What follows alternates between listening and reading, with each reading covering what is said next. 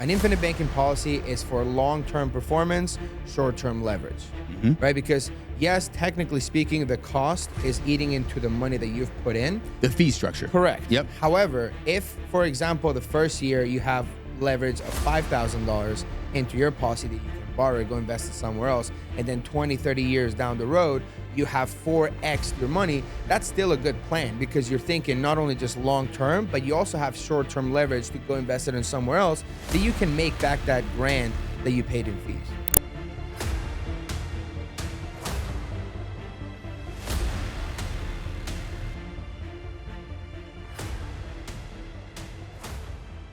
Well, welcome. Today we've got Wulf Trigo from Sovereign Assets. Welcome to the podcast. Thanks, man. I'm super happy to be here. Very excited. All right. Now, normally I'm the guy that we've got to keep on track here. So today I feel like we got a little bit of a different situation. You're going 100 miles an hour, and I've got to keep you on track, and I'm going to try to rein you in here. Yes, sir. To a reasonable time frame. So give us the short story on what do you do? I know you do a lot, but give us a short story on what you're focusing, what your business is. Perfect. So, yeah, Sovereign Assets is a full-service firm. We can call it financial services firm.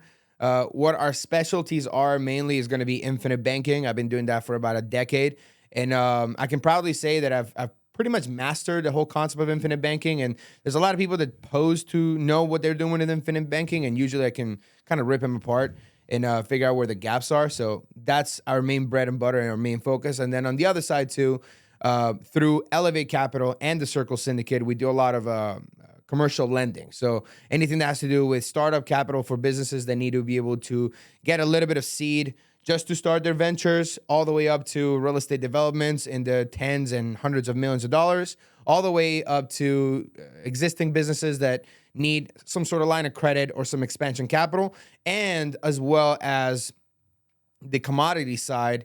We work with a treasury management company that helps mine owners or commodity owners monetize their in-ground assets, as well as Hallmark Gold in depository. So it's a full scope, I would say a full scope firm of many and plenty different financial services, including sports and mergers and acquisitions. So you started with infinite banking. Let me just tell you what I know, and then you correct me and inform the audience, right? So I've heard the term many, many times. And when I think of infinite banking, I really think of becoming my own bank.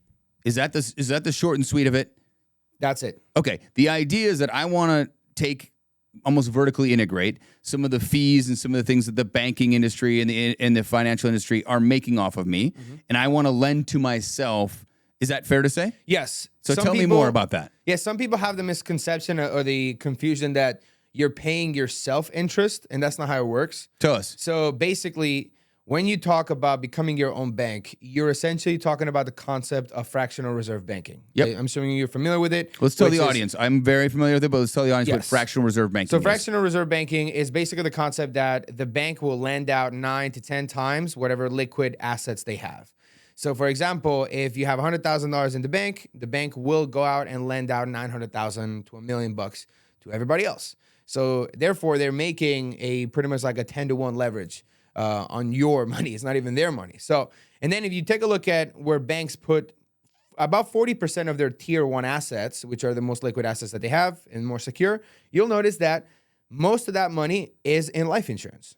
So therefore, they're essentially pretty much like double dipping or triple dipping. So the concept of infinite banking for the average consumer or pretty much non-banking institution is the fact that you can essentially allocate your own dollars inside of a properly structured life insurance policy that accumulates cash value that's growing at an average rate of like 8 to 12%. And when you borrow it or withdraw that money as a loan that's costing you, for example, 5%, which is therefore why it's a tax-free distribution in the eyes of the IRS, you're still making that spread of 3 to like 6% inside of your policy. So now you have $1 that's making, 3 to 6% into the policy, and you have the other dollar that also came out that you can go use it somewhere else, right? Now, I'm familiar with this concept, and there's a lot of people that I don't think really truly understand it. Correct. And when it does blow up, because sometimes it doesn't work, it's usually structure. Is that correct? Yes, absolutely. And what are the typical, we'll call them red flags,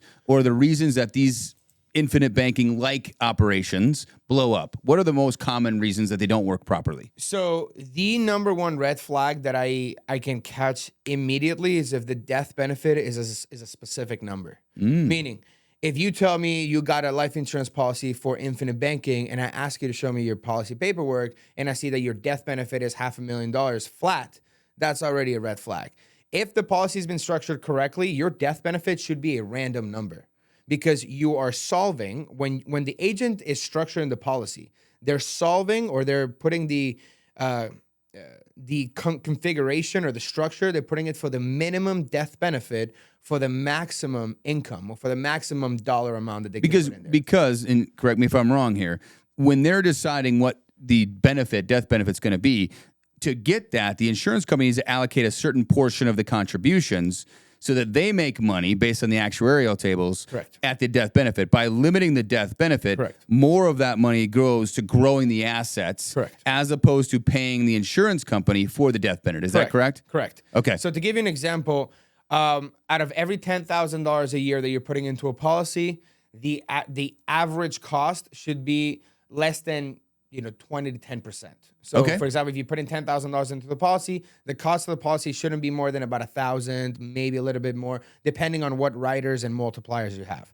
But that's essentially it. So, like 90% of your money should go towards the cash value. Got it. Now, here's where people kind of get confused because they're like, oh, well, I'm losing money if I get an infinite banking policy. And I tell people this, it's like an infinite banking policy is for long-term performance, short-term leverage, right? Because yes, technically speaking, the cost is eating into the money that you've put in. The fee structure. Correct. Yep. However, if, for example, the first year you have leverage of $5,000 into your policy that you can borrow, go invest it somewhere else, and then 20, 30 years down the road, you have 4x your money, that's still a good plan because you're thinking not only just long-term, but you also have short-term leverage to go invest it in somewhere else that you can make back that grand that you paid in fees. Okay.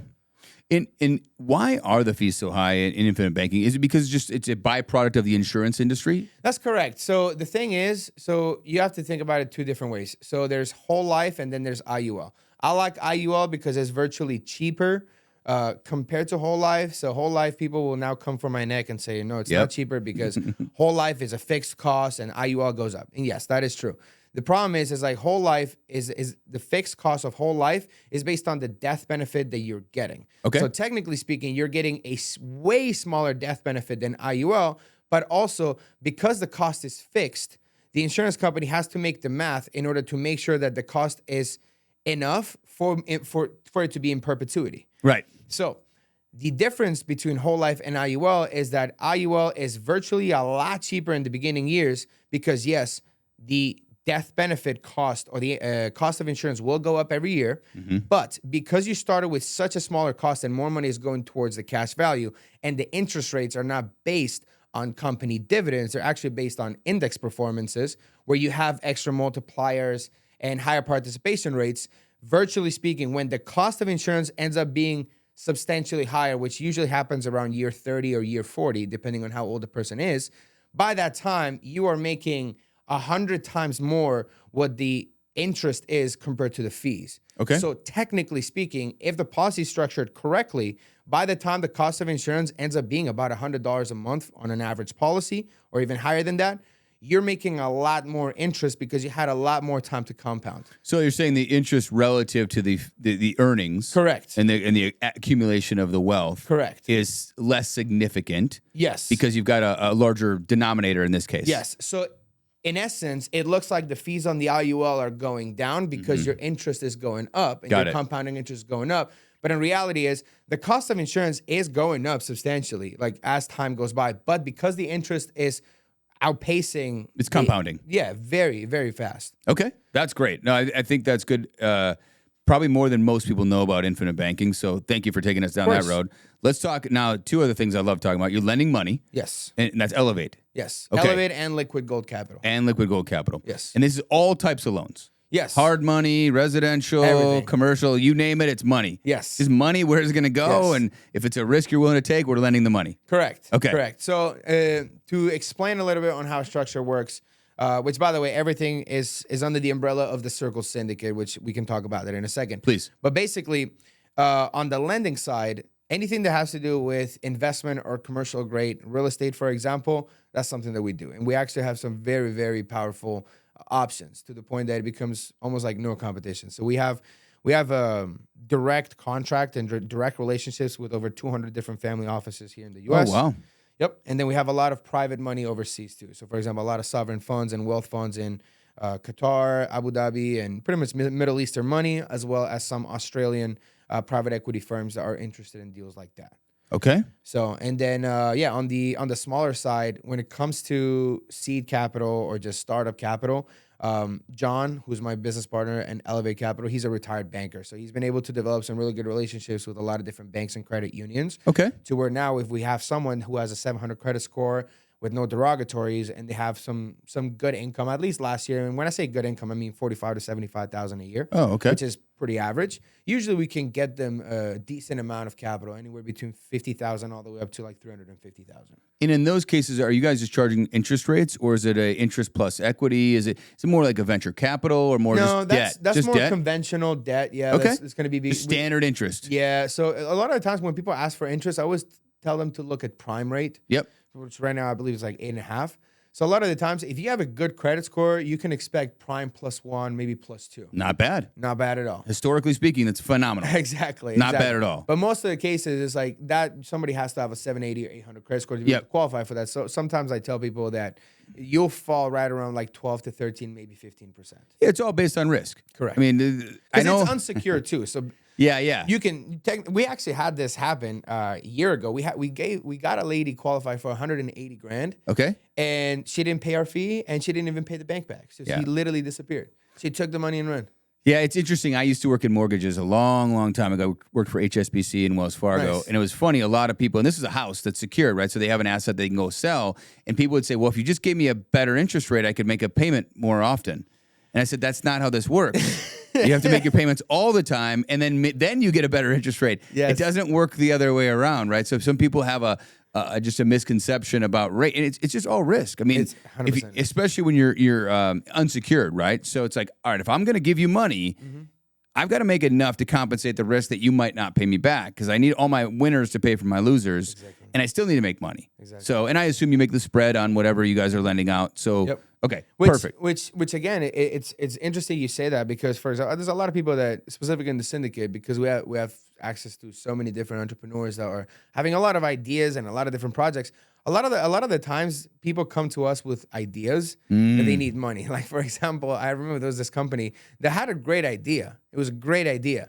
And they were asking for like $5 million, right? Which, again, That's a lot for just an idea, just to be right? clear. And then when it was an idea that was already conceptualized, Okay. and when we looked at the revenues, we saw that the last year they only profited $75,000. Yeah. So it's like, look, at that point, you're looking at it. You have to go after a VC fund, and unfortunately, 100%. we don't raise VC money because, like, First of all, it's very risky, right? Because like 9 out of 10 VC ventures like fail, 100%. right? Technically speaking, we can't get paid unless we're licensed investment bankers or we work for that VC fund, and we just don't want to be in that space where there's so much liability and we get in the SEC involved. It's just, we don't do that kind of stuff, you know? No, there's different business models. I mean, I always think of, I think you're on one end of the spectrum. I think VC's on the other end. And then in between is kind of private equity, right? And that's where we also shine pretty well. Well, let's talk about private equity, because private equity, and for those of you that aren't familiar with these terms, right? So how I think about venture capital is, like you said, I need one big winner. I'm going to get maybe 2 or 3 that do okay, and the rest are going to be losers. And those winners have to pay for the losers. Whereas private equity, I always think about it like we need a higher batting average. I need to win on 85 to 90% of these deals, and I'm not going to win as big, probably. Correct. But I'm going to win. Yes. Because I can't afford the loss because the winners aren't big enough to pay for a lot of losers. Is that how you guys think about it? That's exactly right. So one of my really good friends, his name is Cameron Tanner. He's a managing partner at Banner Cap, which is a private equity firm. And for example, like that's exactly how he explained it to me. Is, you know, the higher the risk, the higher the multiple, right? Yep. The lower the risk, the lower the multiple. So, for example, he's helped a lot of companies go public and get them pretty much to $1 billion valuations. And for example, one of them that they're working on is Manscaped. Oh, yeah. So great branding. Yeah, absolutely, right? So they're the ones that are taking them IPO. Nice. And, you know, I wanted to invest into Manscaped as well too, you know, a few $100,000, because like, dude, it's it's a house brand now. I've used Manscaped. Most guys I've used Manscaped, so I wanted to be part of that, right? And yeah, and their multiples right now are like 2 to 3x. And there's other companies that are a little bit more on the software side that has a little bit more risk, but have a little bit higher returns, right? Like 3 to 8x, etc.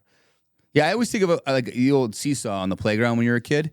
I think risk goes up, return goes down. Return needs to go up with it. You know what I mean? It needs to work in the same manner that you need to be going in unison. And so many people struggle with that. Like Manscaped now, you're not going to get the same return that you did 5 years ago when they first started, right? Exactly. And that's where I think a lot of people struggle. And then so many people with ideas, I'm a big believer that it's all about execution. Like ideas are worthless. Like everyone's got a billion of them. And once in a blue moon, there'll be an amazing hybrid idea. But to be honest with you, there aren't very many new revolutionary ideas. So it all comes down to the ability to execute. So, we've started a handful of brands. We've sold brands. We bought some brands. We're actually in acquisition mode now. So I'd love to talk to you about the M&A side. Please. So we are e-commerce focused. So we create brands that are e-commerce, Amazon, Shopify, Walmart. We work with a lot of e-commerce stores. And that is, to give a little background to everybody, that's been just a mess the last few years, right? These big companies came in, they borrowed billions of dollars.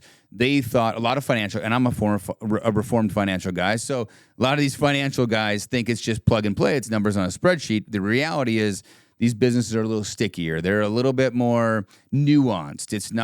We're not painting houses, right? These are all individual businesses that a lot of the core concepts transition over, but it's really hard to just roll them all up into one. And that's what I think most of the aggregators in this space have really struggled because the operator was the reason that was successful. Yeah. You got rid of the operator, you tried to share services and aggregate, and you went, oh, crap, we don't know how to run these. Or we only know how to run some of them, not all of them, right? And so I think my belief is there's a ton of opportunity in this space over the next, I'll call it 1 to 2 years, as some of the losers flush out, let's call it, right? So we've been reaching out for the last 6 months and having conversations with people. I built a simple model to identify opportunities. And then we've been reaching out, having conversations, a couple a week. Yeah. Hey, I want to talk to you about your brand. Are you interested in selling? Do you ever want to sell? Those kind of conversations, because I fully believe e-commerce is at the point now where it's so complex that unless you're really, really world class, you're going to have a hard time making money. For sure. It's not the easy stuff. It was, 5, 6, 7, 8 years, or COVID even. COVID was a boon to most e-commerce businesses, right? And so that kind of inflated a lot of these people's perceptions of their businesses.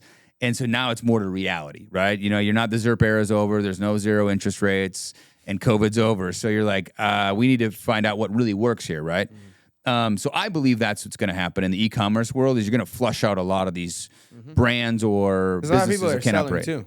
A lot of people are selling. There aren't many buyers. Correct. And so we're one of the, I know a few people that are buying. We're buying.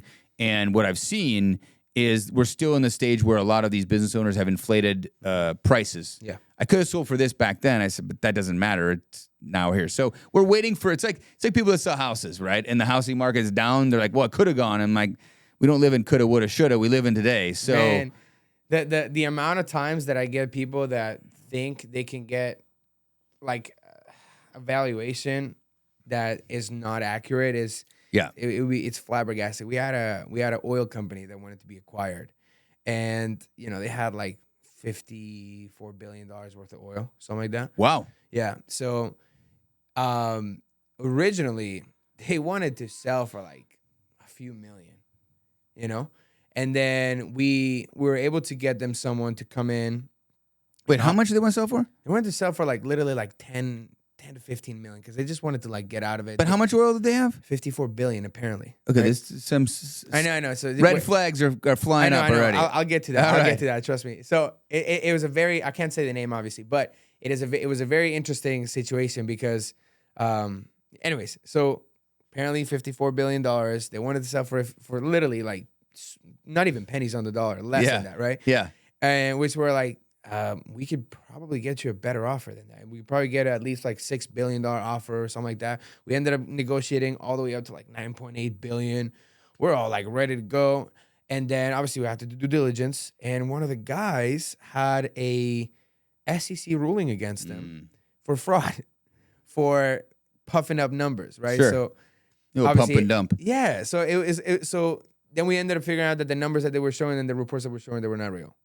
So that's why essentially there was like a 3-year lawsuit that he had to go through, and they ended up ruling it against him. So I was like, we got a lot of deals like that where people are just trying to bamboozle us and they think they can get through due diligence like that. It's like, dude, like we spend a lot of money in due diligence to avoid situations like that. That's a great topic. So I've sold a few brands. I've bought a couple. I think of the buckets of M&A. I think there's your brand new, and most sellers we talk to or brand owners have never sold a brand. So they have no idea how it works, right? So we kind of guide, this is what we know, this is what we know how to do it. I think there's the newbies, like never done it before. Then I think there's like some experience. Like I've done some, I've consulted on a ton with friends. I have a finance background, so for me, it's a little bit easier to understand how things work. I would call that experience. And then you got the pros. Yep. And you got the pros who like do this every day. Like the company I was advising previously last year, I mean, they looked at 2,000 deals to find the ones that worked, right? I mean, huge numbers. But that's what you got to do. You got to do it. You got to find those great opportunities, right? Because I hate to say this, I hate saying this, but it's like it's the numbers game, right? You gotta kiss a lot of frogs to find that prince, and it's tough, right? It's really hard because you're like, man, nope. And you're probably going to make more money. I was just listening to Brad Jacobs, multi-billionaire, the Founders Podcast. I don't know if you were listening to that one. It's a great podcast. I think I've seen it. The guy goes through one book that he's read about biographies. And Brad Jacobs' book, I think it just came out or is coming out, and he talked about that. He's like, I made more money by the deals I didn't do than the deals I did. Right. Because I passed on the losers. Yes. I passed on the ones I passed on. I saved my money and didn't take those losses, and that I probably made more money that way than actually on the deals I did. Absolutely. And that's the advice I give everybody when you're looking to do a deal is you got to have deal flow. You got to have numbers because if you got one, you're going to want to buy it because you only got one. Yeah. You need options. Yeah. You need many that are like good opportunities. And that's what I've had to have the restraint as I've looked at deals. I'm like, it's okay. And then Elizabeth talks me out of it. She's like, you know what? No, don't do that. We don't want to go down that path. I'm like, you're right. We shouldn't do that.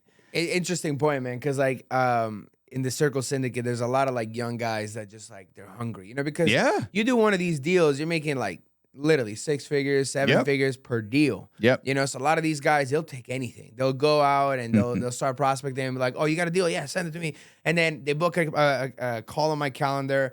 And then I get on the call and it's a waste of time. Yeah. And I try to tell them and they get all discouraged and stuff. I'm like, look, man, it's like not every deal that comes to your table, you should send it through. Like this is how you vet them. Yeah. And that's what I've been like. My biggest struggle, if I had to say something, is trying to help guys that come from a marketing background, for example, to get out of that mindset, to get out of the mindset that every deal that comes to the table is a good deal. It's a doable deal. It's like, just because somebody will do it doesn't mean we should do it. Correct. Yeah. It's like, because again, someone will do it.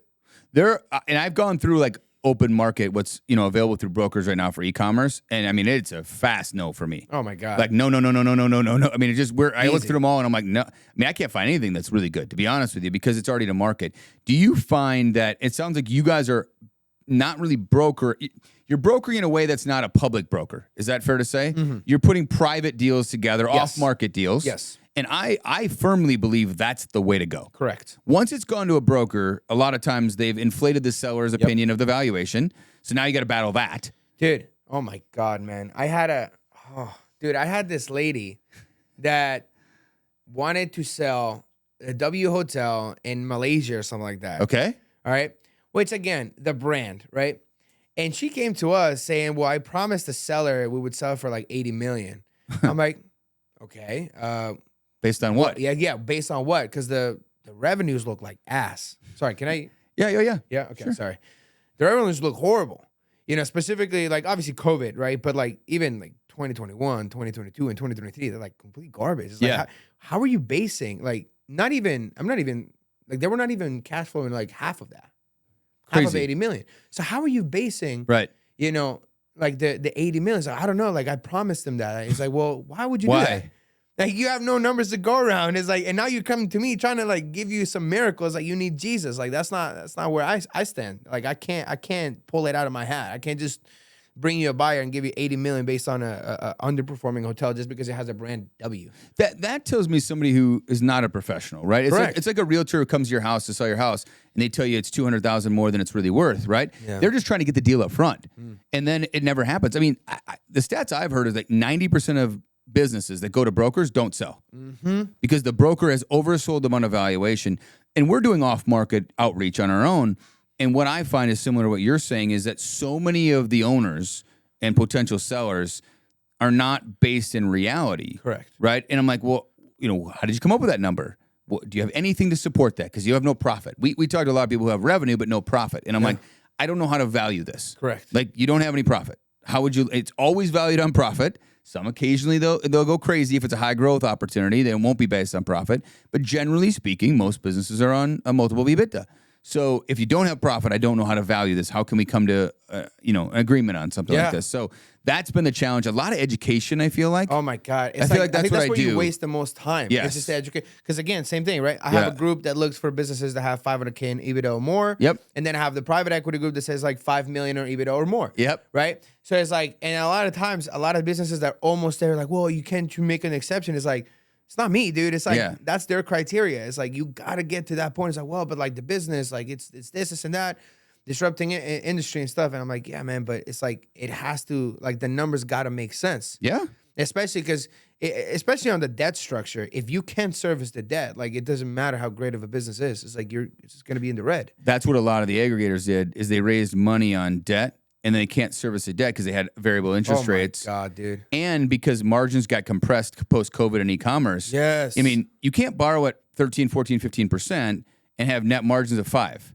Dude, the math doesn't work. Oh, my God. And at scale, you're even more in trouble. Yeah. Because now you've got overhead.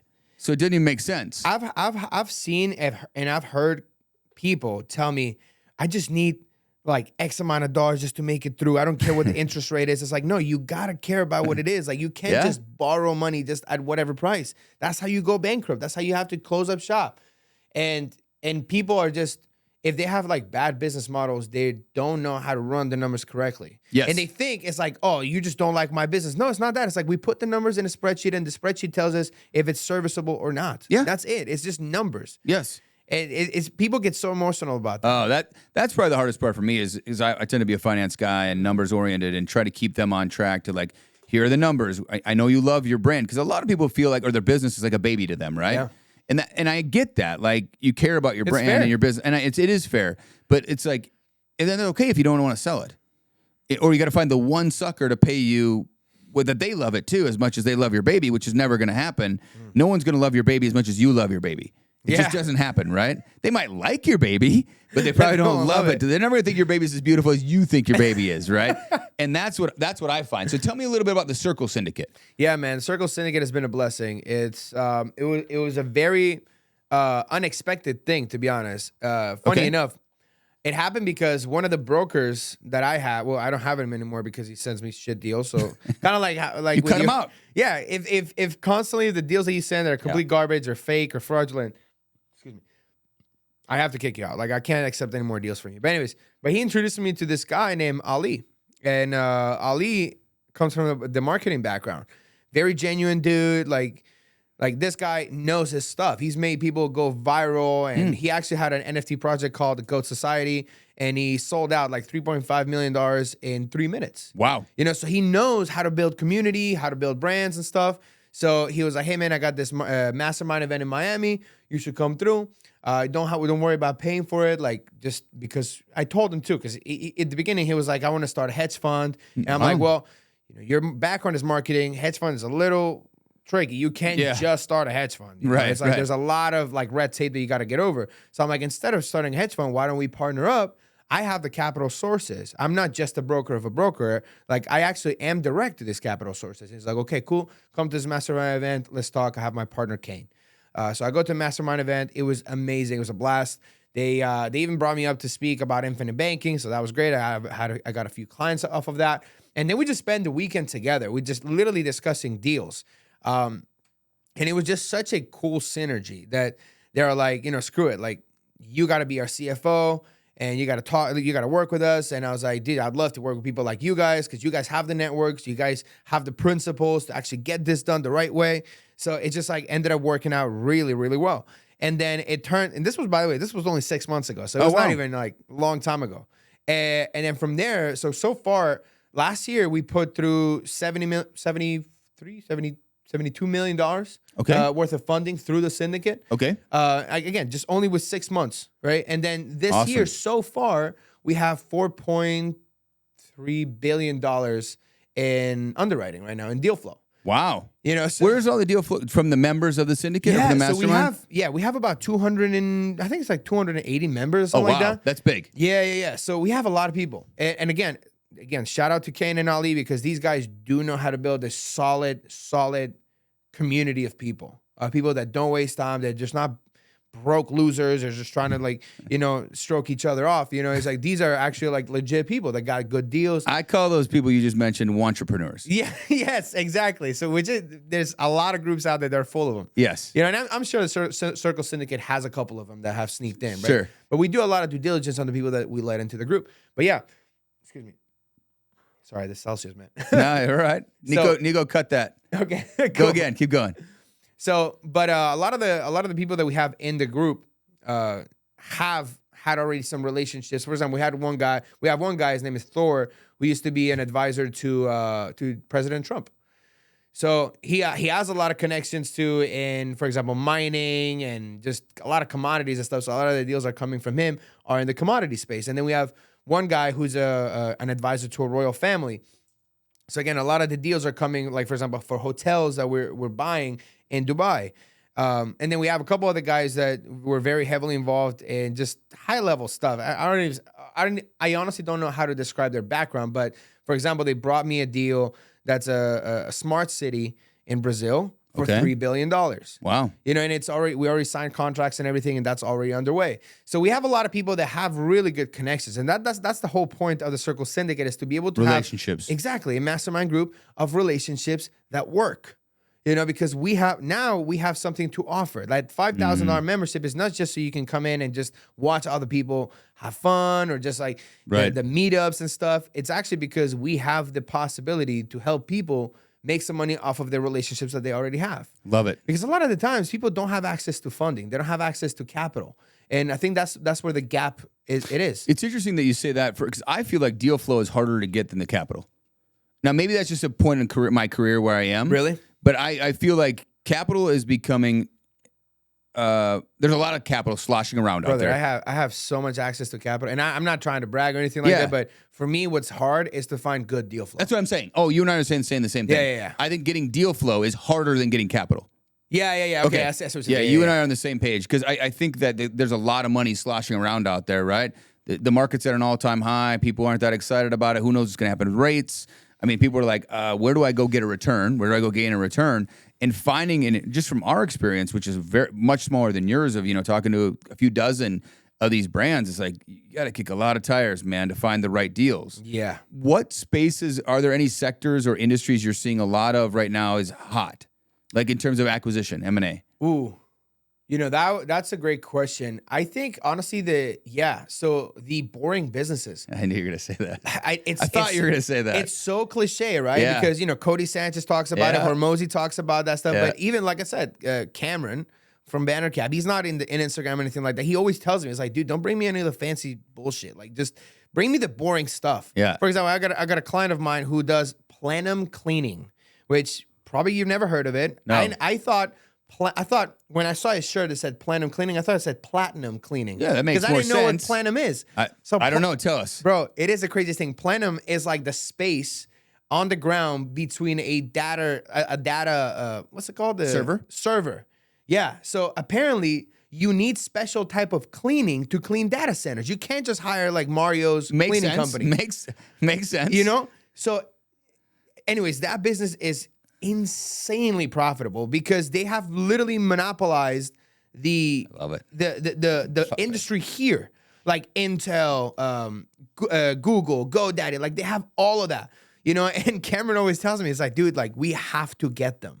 It's like, you got to figure out a way to let me talk to them because we want to help them. We want to acquire them. We'll write them a check for whatever number because, and roll it out to dominate the whole country. Yeah, but no, the guy's like, he's been doing it for so long. He's like, he's making so much money. The guy's like, I'm not interested. It's like, keep calling. Yeah. Maybe more next year. Yeah. But honestly, dude, roofing companies, just interesting. Plumbing, all that stuff, med spas, for some reason, that's like super profitable. Yeah, super profitable. Dude, I didn't know that. Yeah. So Cameron, again, I have another client that has like 5 locations in Texas and she's looking to expand. She's making more money than she knows what to do with. And I talked to Cameron about it. I was like, dude, I will write a check tomorrow. Get me in contact with her right now. And then she went to surgery, so that's why, I haven't been able to get her in touch with her. But dude, businesses that you were like, what? A local doctor, Dr. McCoy, I interviewed him recently, and I know him personally, and it's like an aesthetic / med spa, we'll call it, but it's more like aesthetics and stuff. He's one of the few people I've ever asked, like, what's your customer lifetime value? And he knew it. He's like, $5,000. I'm like, you have a $5,000 customer lifetime value? I'm like, dude, I'm dealing with like, $80 customer lifetime values, making money over here in e-commerce. I'm like, if I had that much money to spend on marketing, man, I'd own the entire market. Dude. Like, you've got so much to spend on marketing because you're making so much money from these customers. It's a high ticket item that if you build the relationship, they're going to keep coming back to you over and over and over again. And those are the beautiful businesses, right? Which is, look, I tell people all the time this, specifically for infinite banking, because infinite banking concept kind of started for people to invest into real estate or to buy their own toys. Yep. I think buying liabilities within infinite banking defeats the purpose. Sure. So I'm kind of going against what Nelson Nash used to teach with infinite banking. So I tell people to buy an asset. And most people use infinite banking to buy real estate, which sure, it's a great opportunity. Sure. It's easy, right? But I always tell people this. It is going to cost you virtually the same amount of money to buy a business than to buy a house. And you can cash flow a business a lot more than a house. Yep. You buy a house through infinite banking with down payment. Yes, you get the loan or whatever, again, financed. And then maybe you make $250, $500 a month profit, maybe on a tenant. And then you have to deal with all the headaches that comes with it. It costs you the same amount of down payment to go buy a business that's profiting a lot more than that you can actually pay yourself a salary of like $50,000 to $80,000 a year to only show up a few times a week. Yep. And you can also get the same type of financing through the SBA, which, by the way, we provide. Oh, wow. You do SBA too? Yeah, absolutely. See, and this is interesting to me because I'm a little old school. I've got an offer out for one right now, and I'm like a cash guy. Yeah. Like, I'm gonna wire the money over and just pay cash. See, instead of paying just cash, you could have a life insurance policy where you can put that money in. You can borrow from it, and then you can send the wire. Which it would be the same thing. Yeah. Because there are some policies that will give you up to 80% liquidity. Of the day cash. one. Yeah, day one. So, for example, if you put $100,000 into a policy, sure, I can build it into where you can actually borrow up to $80,000 right away while that 80 and grand buy the business with it. Yeah. While that 80 grand is also growing into the policy, you have the 80 grand cash to go buy the business. And then with the cash flow of the business, then you pay your own 80 grand back and then you recoup again and just rinse and repeat. The main risk with something like that, in my eyes, is that if let's say the business fails, right? Sure. Then I've got to pay for it out of my own pocket, which... Well, technically, yes and no, because as long as the policy is performing correctly. And here's the thing. So you can make the policy do a fixed interest rate, like, for example, a guaranteed rate. So this is where a lot of people kind of have the misconception, and they think that whole life is the only one that gives you guarantees. That's a lie. IUL, you can get the same guarantees or even better. For example, Allianz has a guaranteed fixed rate that you can earn inside of your policy. I believe it's of 5.75%. So a little above money market today. Right. So if the loan is costing you 5%, and you're making a fixed 5.75%, right? If the business fails, you're still making 0.75% on the cash that you borrowed. Interesting. So technically, you don't have to pay the policy back, the policy loan back. I always think it's a better idea to pay it back. Yeah. Right? Because then you operate as a bank. But even if the business failed, you don't have an immediate need to pay it back. Well, you can pay it back and then rinse and repeat. Yeah, that's the whole idea. You can pay it back whenever you want to. That's the whole idea. Rinse and repeat and grow and scale. Yeah. That's the whole idea behind it. The idea behind infinite banking is that you want to eventually cut out the banks. Right. Yeah. I mean, and that's where premium finance comes into play. Because premium finance, you get a 10-to-1 leverage, meaning you pay the bank that's financing your premium. Let's just say you pay them $100,000 a year in interest payments. The bank will put $1 million into your policy a year. So after 10 years, the bank has put $10 million into your policy. And on average, these policies double every 10 years. You've only paid $1 million to the bank. Your policy now is worth $20 million. And all you got to do is pay the bank their original $10 million in principal. I don't know about that. I'm not familiar with the premium. Premium finance it's insane. It's actually like super mind-boggling, but it's only for accredited investors. Yeah, 250 and up, or 5 million in net 5 worth. million Or net something worth. like that, yeah. So, but that works really well because again, now in 10 years, you have $10 million, like hypothetically speaking, you have $10 million net after paying off the bank their own 10 million. And now it grows like a regular IUL too. And then you have a shitload of money. Interesting. I got to look into that. I'm not familiar with that. Talk to me a little bit more about the mastermind. We've got our own mastermind. We just did it last week with a bunch of e-commerce entrepreneurs. And I assume you guys charge like an annual fee to be a part of the membership. Correct. Is there? And I think I shared this before we started recording. Like, we're a little more cutthroat, where we don't. I love that. We don't make any money off it, but if it's based on the value you provide. I love that. And if you don't provide a lot of value, then we ask maybe not to participate. We have anymore. an inner circle as well inside of the mastermind. Higher level. Yeah. And that one is free, but you have to have done a deal with us. Oh, I like that. Yeah. So you got to be proven. Correct. Not an entrepreneur. Exactly. I like that. It's a good way to go. Everybody just comes in and they want to be part of the club, and it just until you prove yourself like that you're worthy of being with us. Yeah. It's just So the memberships are like they range between 2,000, 3,000, and 5,000. Not bad for exactly for that kind of organization. You get access to not only just like the weekly coaching calls that we have, but also you get access to capital for your deals, and you make money. Also, because like we have a referral rate as well too, where we start everybody at 20%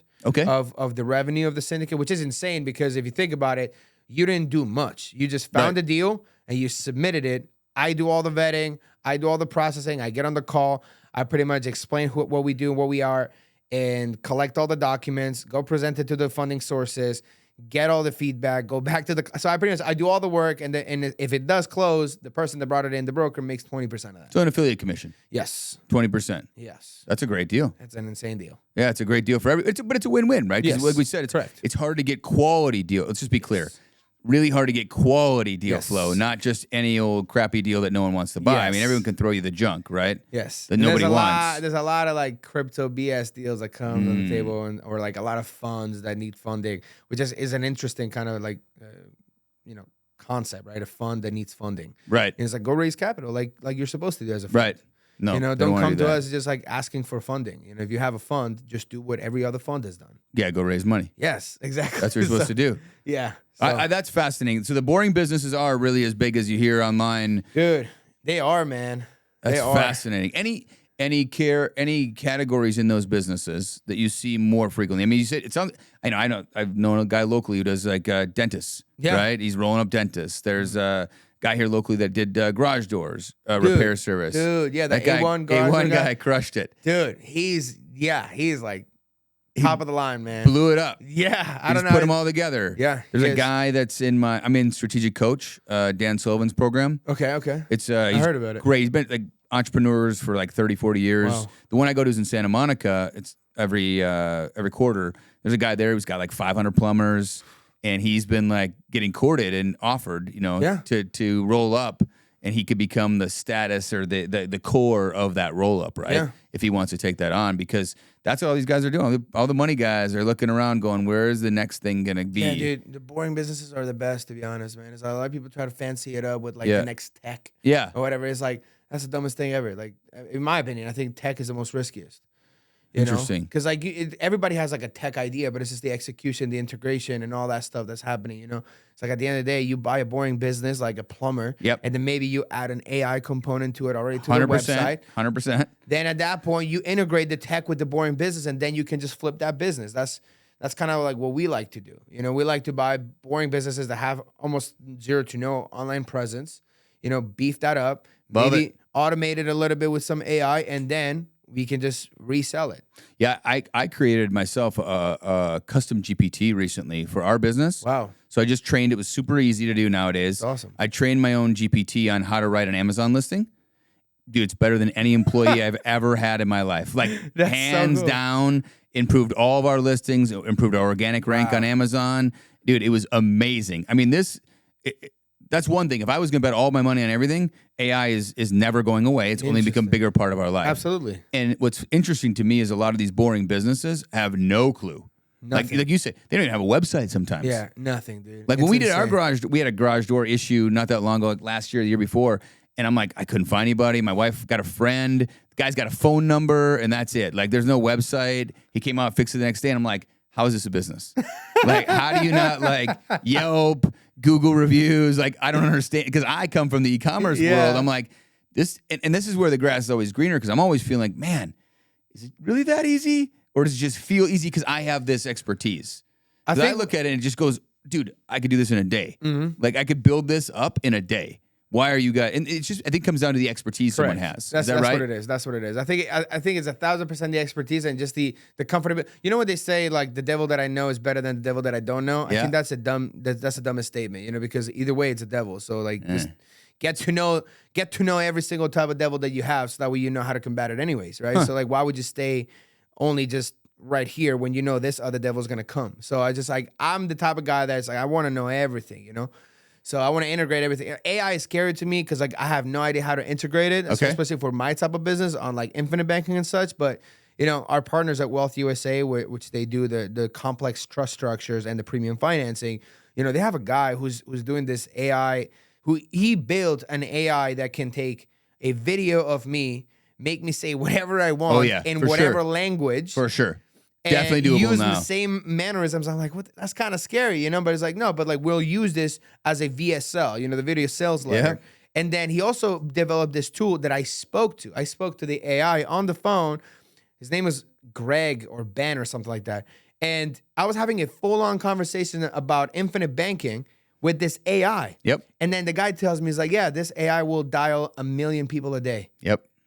I'm like, what the hell? Yeah, there's a sales AI now that's really impressive. I listened to some of them, like they did an Apple example. Like, yeah, what is it, the Arrow or something like that? I think it was salestalk.ai or something, the one I heard. Dude, it had a demo on it, bro. And it was unbelievable. It's insane. It's interesting because I do think there'll be a bifurcation of people. Like, I hate to be dystopian on it. Same. There'll be the haves and have-nots, and I think everybody should take time to learn how, at least understand it. You got to understand it, minimum. But more important, I have kids, to teaching them and like, listen, this is gonna be a part of your life. You need to understand how to understand it. You need how to use it and leverage it, because this only makes great people better. 100%. And if you are not doing that, and if you're one of those people that's a entrepreneur and you're like, I'll figure it out later, like, time is gonna pass people by, especially older people. Honestly, I mean, I'm old for e-commerce. Like, I know a bunch of young guys. They don't, TikTok. Now it's funny because the Amazon, I've been in it for so long, and now the TikTok guys are all like 15, 18, 20. They have the TikTok stores. Yeah, TikTok shops. These guys are all super young, right? Because they've grown up on it. They're used to, that's native to them, right?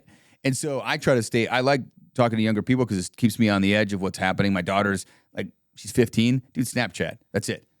She doesn't talk to anybody other than Snapchat. Like, the only way she communicates with her friends is Snapchat. Funny enough, dude. So some of the guys in the Circle Syndicate that we're partnered with right now, through the marketing agency Atlantis, these two guys, Dano and Robert Camella, these guys got like 250 million views on Snapchat and made so much money on Snapchat, dude.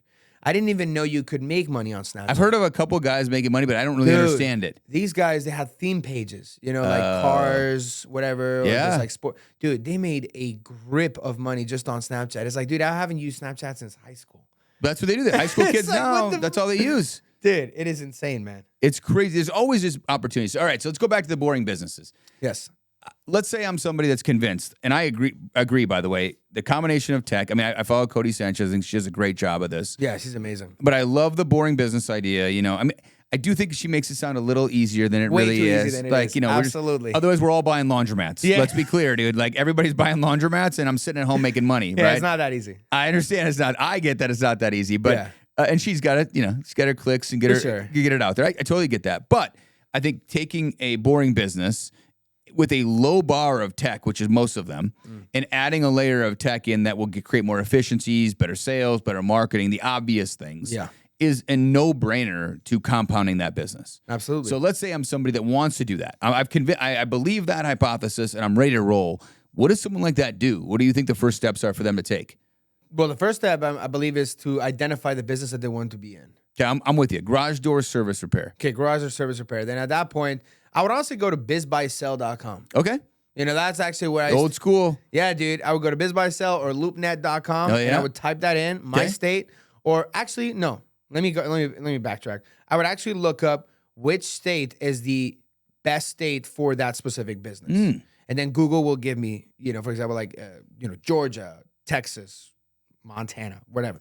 And then I go into BizBuySell, LoopNet, into those states, and then I type in garage door sales. Okay. And then from there, I would just take a look at the listings that are available. Yep. I would call the broker.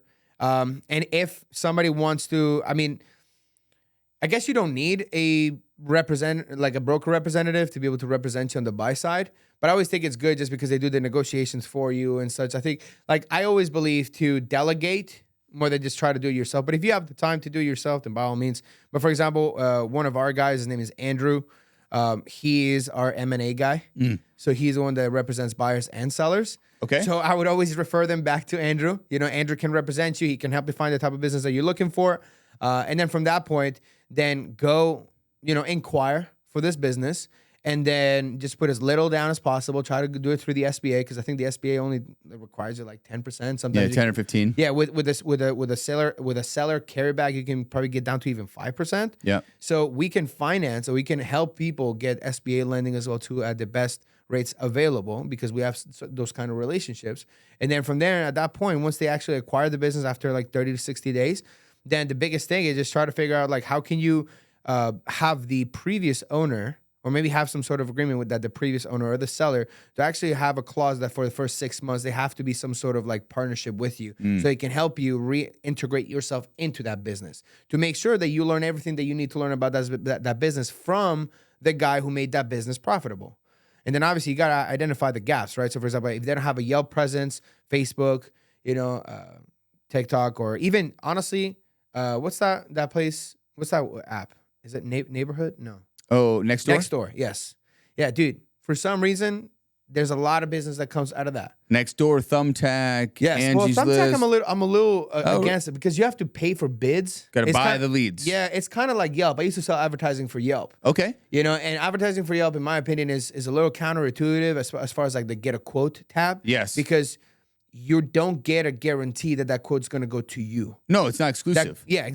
That's horrible. Spread it out. That's horrible. Exactly. I agree. Because you're still paying for that click. Right. Right. Now you're in a bidding war. You're paying to be in a bidding war. Screw that, dude. That's horrible. So that's what I would do. I would try to make it to have at least a listing online, and then maybe run some sort of marketing on that, or maybe even just I don't know if garage door sales would be good for affiliates, but I would probably just figure out a way to optimize the online presence through at least Google Places, Nextdoor, and honestly Yelp too. I wouldn't pay for the clicks on the get a quote thing, which I don't know if that's even possible to not do.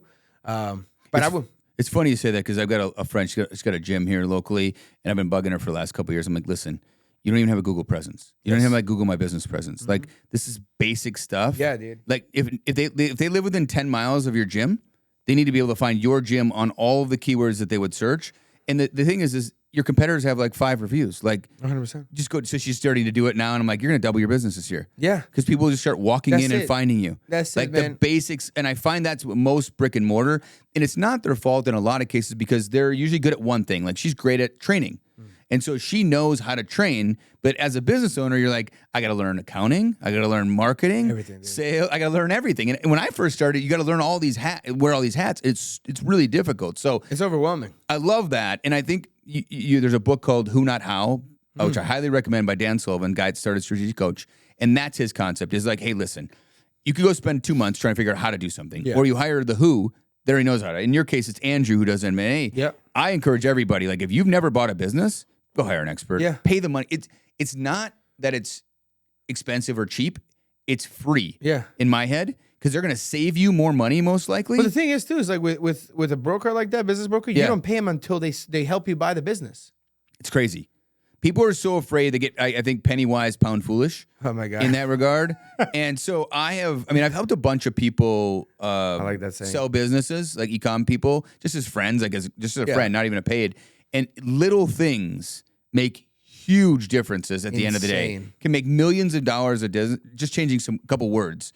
Yeah. But you don't know what you don't know. Correct. And when you're doing it for the first time, it can really be painful learning experience. 100%. The same thing goes for, again, infinite banking, right? Yep. So most people, they go to their uncle, their cousin that just got their license, that they saw a video on TikTok, and then they're repeating the same thing. Yeah. And then they go and get a policy from them. That's going to cost you a lot of money. Yeah, you want to help your friend or like your family member, but it's like, it's going to cost you a lot of money. It is better to go to somewhere that has the experience, that has the content. Like, that's why I post all the content that I post about on infinite banking, is because I want to educate people on this. Yeah. And yes, my guys are kind of fresh. They just got their licenses not too long ago, but they have me. You know, I'm the guy that supervises every single application that comes through, every client that comes through. I'm the one that's supervising them. I give them training every Saturday so they can really, really understand how to structure these type of things. So the clients that come to our table, they're not just coming to some sort of brokerage that's just pushing life sales. You know, we're very specific. We're very specific with the type of clientele that we do, very specific with the type of policy that we do. We don't just sell life insurance. You know, it's specifically for infinite banking because, again, experts. Yep. And so you wouldn't go to your PCP to get a heart surgery because, first of all, he couldn't even do it for you. Yeah. I think it's hard. The challenge at that point is then how do you curate the experts? Like, who do you trust? How do you find it? And that's unfortunately, it's usually a lot of word of mouth nowadays. I mean, it's word of mouth. Like, if I get a new, I love my lawyer. If I got a new lawyer, I would not go to Google and search lawyer in Phoenix. Correct. I would get referrals from people who have already worked with lawyers, right? 1,000,000%. And so you've got to get out there. And that's another thing I think a lot of people don't do. They're afraid to get out there and do, you know, I know you're part of Arizona Entrepreneurs with Devin Butler, and get out there and meet people. Like, go be in the world and share and talk. Yeah. And too many people want to like sit behind their computer a lot of times and think it'll just kind of happen. And I think especially with buying and selling businesses, you got to get out there. You got to have these, you got to get reps. 100%. You got to get reps in and practice and get comfort with it because it's a big decision and you got to get it right, I think. 100%. Last thing, 2024, you got a lot going on, man. It sounds like you're busier than I am. You got a lot of stuff here, hands in a lot of pots. What are you focusing on, or what do you want to see happen in 2024? What do you want to grow the most, or where do you want to spend your energy? I'll be honest, man. I want to grow the infinite banking branch the most because so the funding side is almost kind of like an autopilot. Like I don't have to worry about finding deals. I have to worry about finding the good deals, right? Yep. So, but like the deals are coming to me, and a lot of it, it's like repeat business. So my biggest focus now is I have to hire new agents because I got to the point, like for example, this month we had a record breaking month. I think we did, and again, a lot of these guys are just brand new, right? Because I was a personal producer since like before 2024. This is the first month that we kind of branched out as our own solo team. Okay. Before I was just like a personal producer. I was the infinite banker. I was the guy that was doing everything, and I decided I was like I want to leave the umbrella I was under as a producer. I wanted to branch off and do my own thing, be able to teach my own guys, be able to pay them better commissions, etc., and still be able to have a better and even more outstanding service for our clients. And this month already, we've done 100,000 in production. It's only like five of us. Okay, you know, so my goal, and now with the marketing that we're running, we're gonna be doing the mother-child method, which is kind of how Andrew Tate went viral. Okay, which nobody really knew which one was Andrew Tate's account because there were so many other smaller accounts that were posting his content. So that's kind of how we're gonna do it. So just to be clear, what is the mother-child technique? So the mother-child is, for example, I have a podcast like this. Yep. Right, and then from these clips, you know, I sent like the marketing guys will grab these clips and will repost it on like smaller different accounts that will push my brand and funnel people to my account. Love it. You know, and then from there, people can reach out to me directly, ask questions, schedule appointments, and all that. So, and on top of that too, we're gonna have some sort of funnel for people to actually go in there through ads as well too. Okay. So right now I'm getting to a point that I can't see everybody. Like no. I can't meet up with every single client. Exactly. So I'm currently paying for people's licenses. Like I'm paying for agents to get licensed. And I have a very meticulous process to actually hire people. I don't just hire everybody. I don't just pay for everybody's license. But the few people that we're hiring, like those are the people that we need to be able to launch this. Our goal is to do $100 million in premium this year. Wow. Which is insane. I know. But with the right amount of people and the right type of clients, that is absolutely doable. Wow, that's awesome. That's exciting. So you got focused, man. Yes. Hard to do with all the stuff you're doing. I know. Well, this has been great. I really appreciate you coming to chat with me. I love all these topics. I could talk about all this stuff all day long, man. No, I appreciate you guys inviting me. This has been very, very fun conversation. Good. That's the whole idea, is have fun, and hopefully people learn some where can people find you if they want to follow up with you more? So I think my Instagram is probably the best place to go. Okay. It's Wulf Trigo. It's WULF, and then Trigo, my last name, TRIGO. Okay. And I manage my own account there. I respond to every single DM and message. Other than that, I mean, like my website's about to be redone. Okay. So that was like an old website. It's funny. I lost access to that website, so I'm going to start a new one. Okay. But yeah, Instagram is probably going to be the best way to find me. And I'm a down to earth guy, man. Anybody can find me. Awesome. And the Circle Syndicate. You know, I make sure everybody follows the Circle Syndicate. Where is that on Instagram? Also, Instagram as well too. Yeah. Circle Syndicate. The Circle Syndicate. The Circle Syndicate. Syndicate, yes, sir. Okay. Awesome. Yeah. Well, hey, thanks for coming in, man. Thanks, it's been great, buddy. I appreciate it, man. Appreciate it. If you enjoyed today's episode, please subscribe, leave a review, and share with friends. And if you're an entrepreneur interested in coming on the show, visit therobgreenshow.com to get in touch. Stay curious and never stop learning, improving, or growing.